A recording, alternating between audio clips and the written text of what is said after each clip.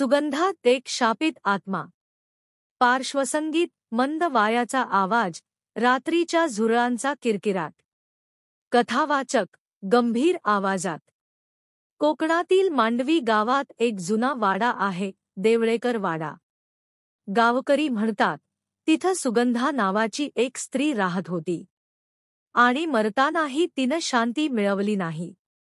दार चरकताना आवाज, चर्र. एका काळी सुगंधा त्या वाड्याची मालकीण होती.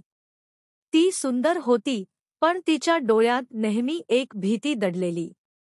लोक म्हणायचे, ती दर रात्री देवळात काहीतरी कुजबुजते. एक दिवस तिच्या नव्याने तिला देवळाच्या मागे काळी जादू करताना पाहिलं. भांडण झालं. आणि त्या रागात त्याने तिला बंद खोलीत जाळून मारलं. त्या रात्री वाड्यातून भीषण किंकाळ्या ऐकू आल्या. मी परत येईन. माझ्या शांतीसाठी. संगीत वाढतं, मंद बास, वायाचा जोर. आजही गावात सांगतात, ज्याने त्या वाड्यात रात्री फुलांचा सुगंध जाणवला, तो सकाळपर्यंत दिसत नाही. एकदा 4 मित्रांनी धाडस केलं. त्यांनी वाड्यात प्रवेश केला, मोबाईलवर रेकॉर्डिंग सुरू ठेवलं. पहिल्या मजल्यावर पोहोचल्यावर एका खोलीतून मोग्याचा सुगंध पसरला. अरे, कोणीतरी इथे आहे का? त्यातील एकाने विचारलं.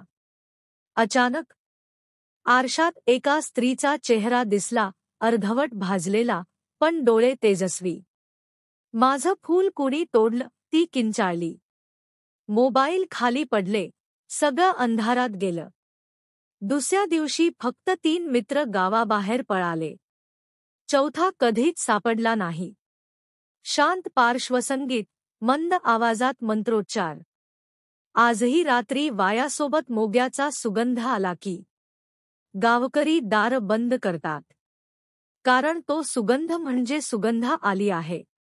कथावाचक, शेवटी कधी कधी गंधही शाप घेऊन येतो. आणि तो सुगंध मृत्यूचा दूत बनतो. संगीत मंदावतं, फुलांच्या पाकळ्यांचा आवाज, नंतर शांतता. शेवटचा टेक्स्ट स्क्रीनवर. सुगंधा अजूनही तिचं फूल शोधते आहे.